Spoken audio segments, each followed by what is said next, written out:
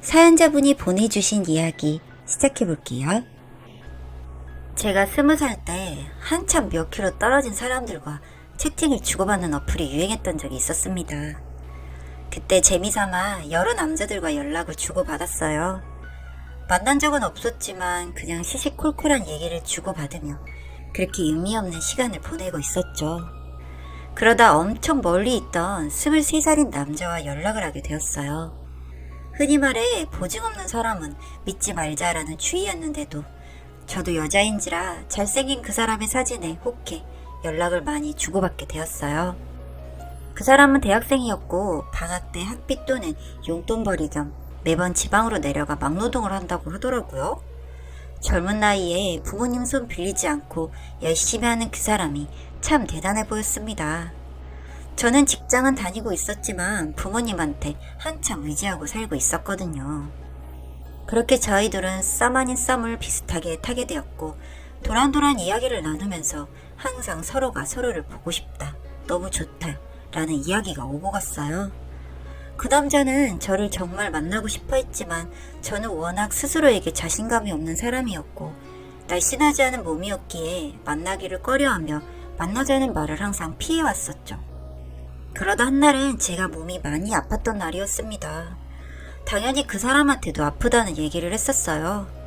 그렇게 몇 시간을 잠에 빠져있다 일어났는데 그 사람한테 연락이 와 있더라고요. 어떤 수수께끼 같은 번호와 함께. 이게 뭐냐고 물으니 한번 풀어보려고만 얘기했는데 약 기운에 오락가락했던 저는 도저히 풀지 못하겠다 하며 얘기해달라고 졸랐고 그가 대답해준 정답은 제가 살고 있는 지하철역 사물함 번호와 비밀번호더라고요.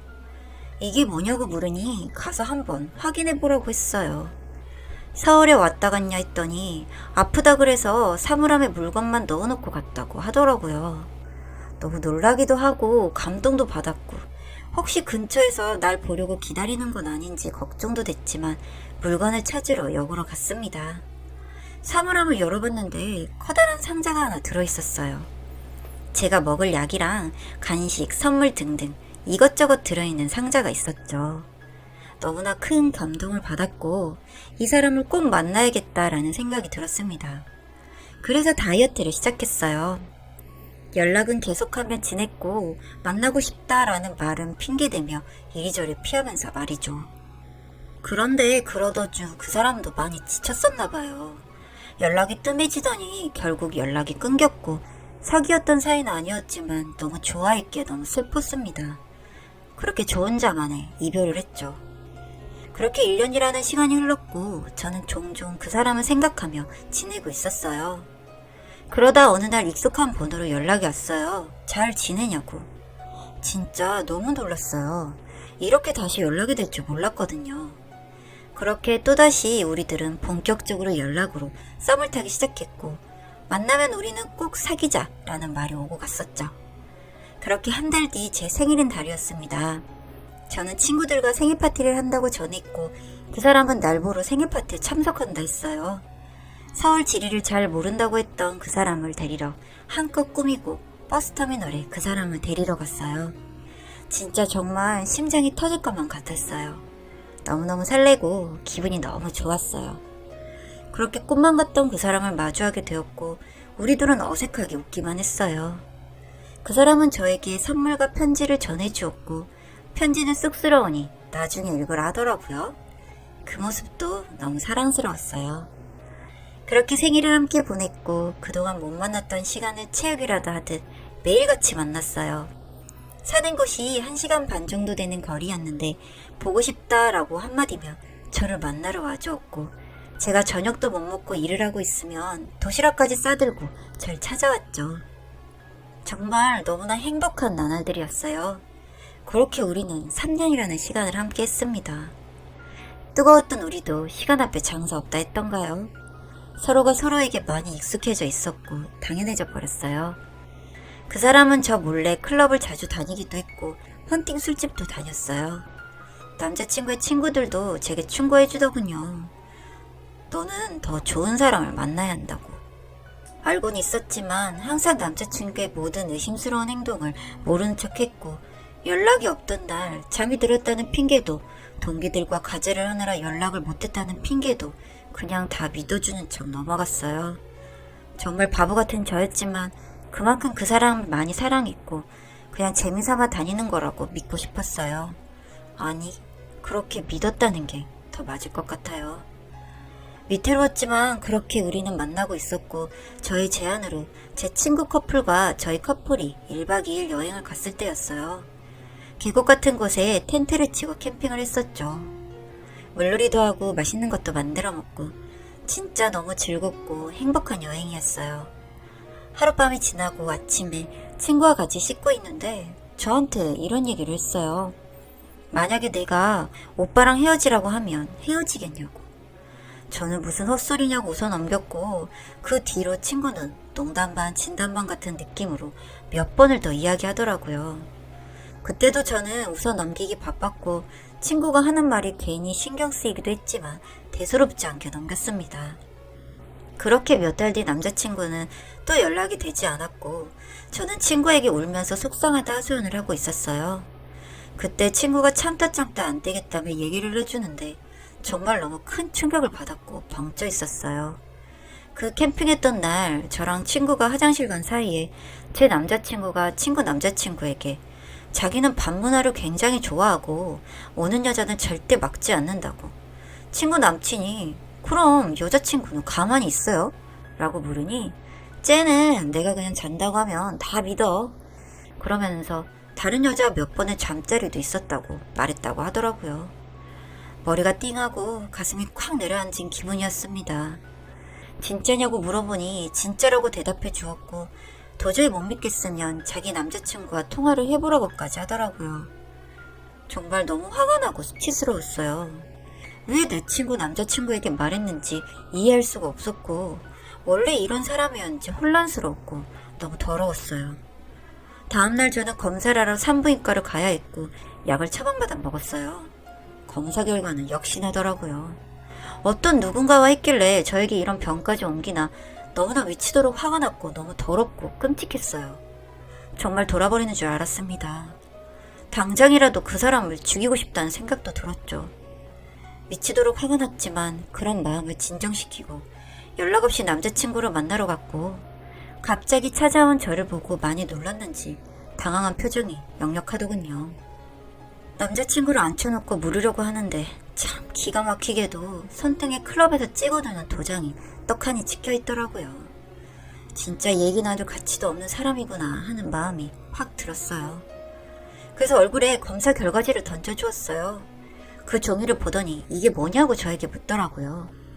그래서 저는 네가 했던 더러운 짓의 결과물이라고 말했어요. 그 어떤 욕을 해줘도 속이 풀리지 않겠지만 지금은 그거라도 해야겠다는 생각에 별 욕을 다 했던 것 같아요. 너 같은 새끼는 정말 너무 끔찍하다고. 이런 쓰레기인 줄 알았다면 그때 널 만나지 않았을 거라고. 모든 기억을 다 지우고 싶을 만큼 너무 더럽다고. 하고 싶은 말을 다 했는지 모르겠어요. 그때는 너무 화가 나 머리가 하했거든요. 그렇게 저는 마지막으로 더러운 물건 함부로 놀리지 말고 쓰레기면 쓰레기답게 살아 라고 말하고 너 같은 여자를 만나서 너도 똑같이 고통 속에 살았으면 좋겠어 라는 마지막 말을 남기고 그 사람과 헤어졌어요. 그렇게 있고 저는 제 인생을 다시 열심히 살아갔습니다. 그 시간들이 너무 억울했지만 그렇다고 포기하며 살 수도 없다 생각했으니까요. 제 취업에도 성공해서 직장생활도 열심히 했고 운동도 열심히 하면서 말이죠. 이렇게 저 혼자서 열심히 살고 즐겁게 살다 보니 자연스럽게 저에게 관심을 보이는 사람도 생기더라고요. 하지만 한 번의 시련을 겪어서인지 쉽게 마음을 주지는 못했었습니다. 그러던 중 익숙한 번호로 연락이 오더군요. 이 인간이 정말 아직도 욕을 덜 먹어서 이러나?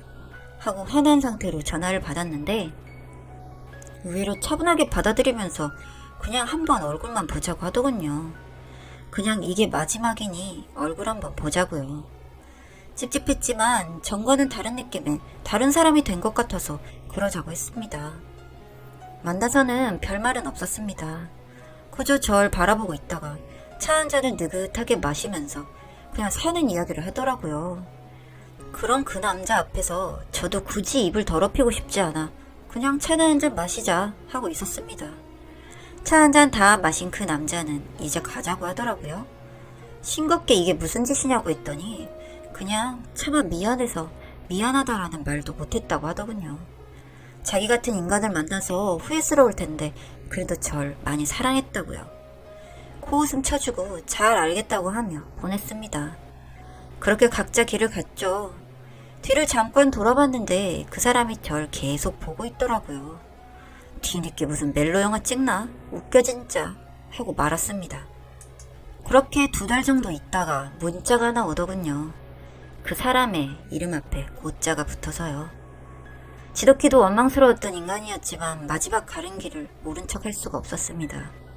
그리고 가서 듣게 된 이야기들은 참 놀라웠습니다. 그 남자는 어릴 때 소아암 환자였고 완치 판정을 받아서 잘 지내고 있던 중 1년 전쯤 다시 재발을 하게 되었다고 했습니다. 손 쓸 수 없는 지경에 이르렀다는 의사의 말을 듣고 온 가족의 만류에도 불구하고 그냥 치료받지 않겠다고 했다더군요. 어차피 치료해도 살 확률이 얼마 안 되는 거라면 굳이 병원에서 마지막을 보내고 싶지 않다고요. 아마도 그 즈음이 남친이 이상해졌다고 생각하던 그때였나 봅니다. 남친의 어머님이 저에게 와서 아는 척을 하시더라고요. 여자친구라며 사진을 보여줘서 제 얼굴 알고 있다고 하시면서요. 그러면서 절 붙잡고 한참을 우셨습니다. 저는 아무 말도 할 수 없었고요. 전혀 슬프지 않을 것이라 생각했는데 그분의 들썩이는 어깨를 보니 제 얼굴에도 눈물이 흐르고 있었습니다. 영정사진 속 그 남자의 환히도 웃는 얼굴이 제 마음을 더 애이게 만들더라고요. 어머니는 그러시더군요. 문자를 보낼까 말까 고민했었다고요. 괜히 잘 사는 여자아이의 마음에 큰 구멍을 만들어버리는 게 아닐까 싶어서 걱정이 됐다고요. 그런데 내 아들의 처음이자 마지막인 여자친구를 꼭 한번 만나보고 싶었다고요. 정말 미안하다고요. 자신의 이런 욕심으로 저에게 큰 상처를 남기는 게 너무 미안하다고요. 그냥 그분의 등을 쓰다듬어 드렸습니다. 그 남자의 짧은 인생에 3년이라는 시간을 함께했던 저는 그 사람에게 어떤 의미였을까요? 언젠가 시간이 흐르면 저도 잊고 사는 날이 오겠죠?